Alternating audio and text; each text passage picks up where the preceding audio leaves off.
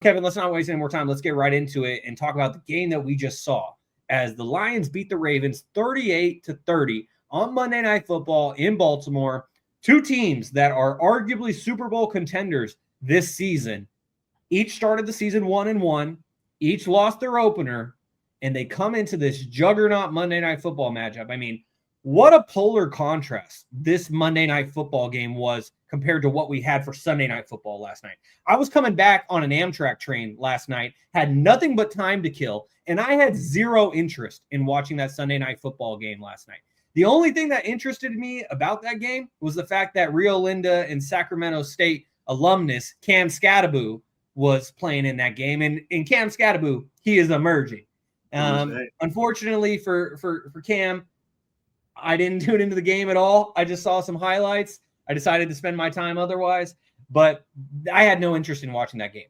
Tonight's Monday Night Football game, though, like this is the type of game where you get your popcorn, and it was just like last week's Chiefs and Eagles matchup, or even Eagles and Rams. And so a great matchup on Monday Night Football. The Lions end up prevailing 38-30. Kevin, what was your reaction to this one?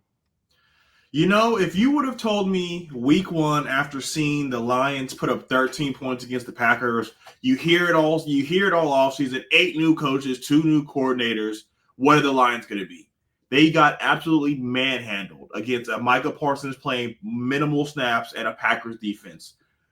2 weeks from there, 52 points, 38 points. Yes, it's against the Chicago Bears, so you take that with a grain of salt, but to come in on Monday Night Football in Baltimore on the road, nobody picked them. Nobody on Stats Where Politics, nobody on the ESPN pregame show, nobody thought they were going to be able to leave Baltimore with the W. And they hang up 38 points to beat them 38-30. This was a classic Dan Campbell game. Every fourth down, doesn't matter where it is, they're going to go for it. They're going to line it up, and they're going to call a trick play. You know, we were able to see them really show reminiscences of Ben Johnson's offense. You got to see Amon-Ra St. Brown over and over, first down. Sam Laporta, first down. And this running game absolutely destroyed the Ravens. 4 touchdowns. David Montgomery went for 151 yards, and Gibbs went for 67. They both had 2 touchdowns. This defense showed up. They had before we get on the defense, let's keep talking about the offense. They had a 98-yard drive for 11 minutes. They went 98 yards and scored a touchdown on this Ravens defense. This Ravens defense had no break from start to finish, and it showed. You know, the way to beat Lamar Jackson is to keep him on the sideline. And I know a lot of Lamar Jackson fans are sleeping with a smile on their face because they're going to be able to say, Kevin, it was not Lamar Jackson's fault this time. You're right. It wasn't. No turnovers. Derrick Henry, I don't know what you've been doing. 3 games, 3 fumbles, 3 crucial fumbles. Luckily, they were able to win one of those games, but now they're 1-2. And those fumbles come at critical times in the game. And if he doesn't fumble, what does the game turn out to be? Do they score on those possessions? Do they not?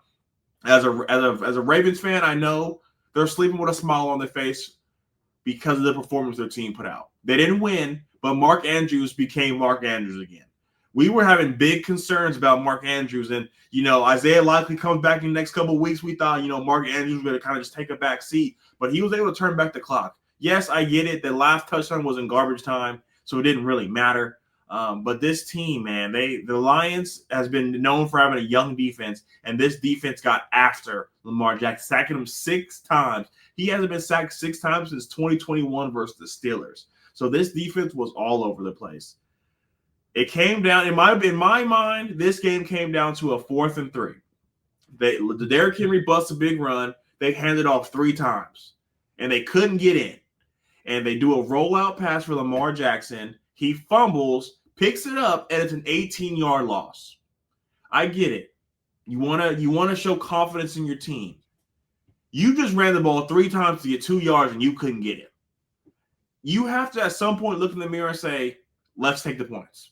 Let's put trust in our defense, and let's take the points. Because if they get those, it's a whole different game. You're down 5 instead of being down 8. They get that 2-point conversion, it's a 3-point game.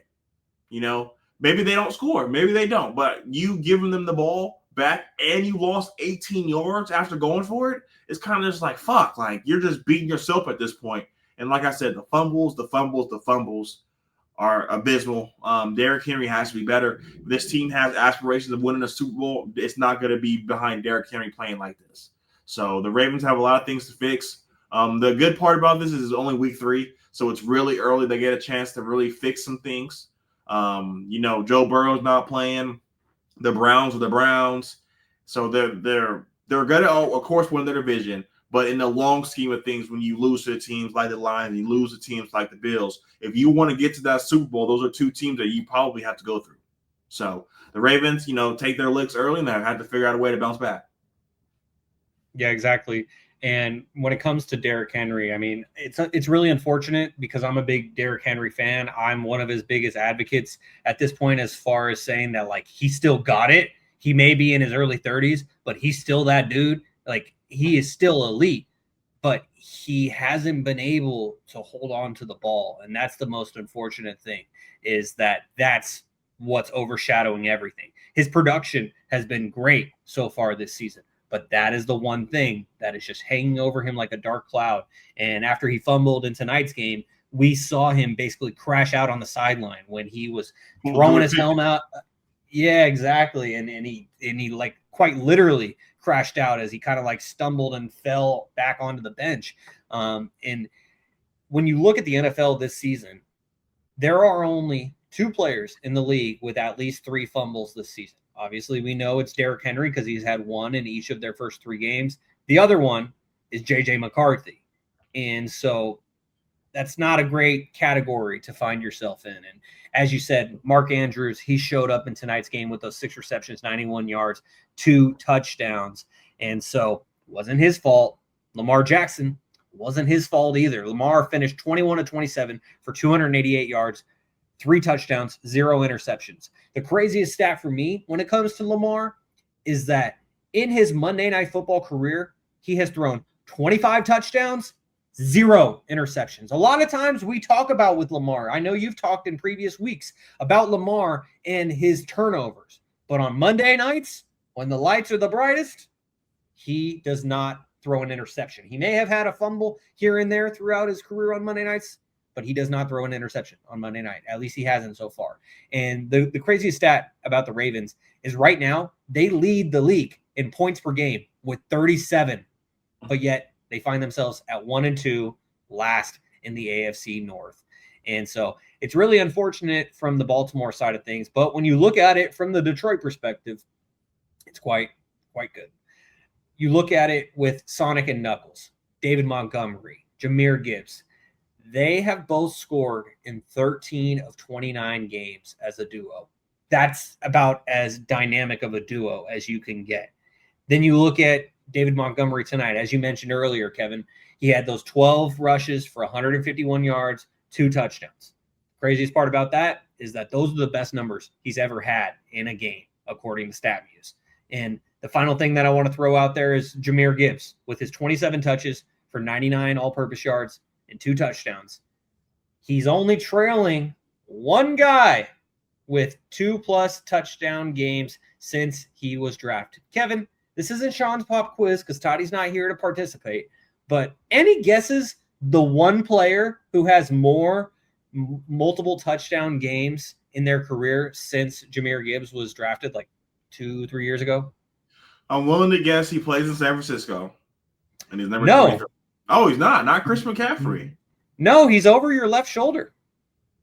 Saquon Barkley. Okay, I would never guess that. Yes, okay. sir. Yeah, Saquon Barkley, according to StatMuse. And so that's the conversation that Jahmyr Gibbs has put himself in.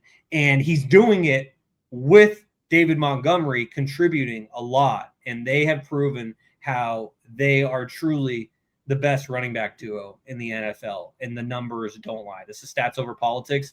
The numbers do not lie. They back them up when it comes to that duo. And so the Lions get a big win on Monday night. As you said, Kevin, when it came to the Lions after that loss in Green Bay, it looked like, are they the same old Lions? Are they really missing Ben Johnson and Aaron Glenn?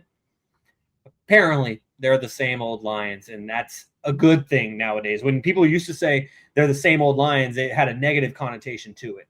But now the same old Lions is a positive thing. And before we move on to the 49ers and Cardinals game, now joining us is none other than the Podfather, Mr. Jaevon Toddy. Flexing for the world to see. How you doing, Podfather? What a Ravens game that was. Is Derrick Henry washed? No, he's not washed. The Ravens will be the Ravens at the end of the day. I don't think. Well, Kevin's he's gonna take a look at it from the Eagles' perspective. Well, we fucking blitzed them motherfuckers last year, so whatever. I haven't even said it, Tony, so I appreciate you coming in here with that energy because I was being nice. You can ask Shaun. Yeah, I don't know. I think the old line Lamar got sacked like 6 times in this game. So, I mean, he was kind of running for his life. Derrick Henry didn't help fumbling the ball. They tried to get Andrews involved early on. You saw that in the game. DeAndre Hopkins was making plays. I mean, the defense is not good. It's weird because when the Ravens, like in the offseason, you re-sign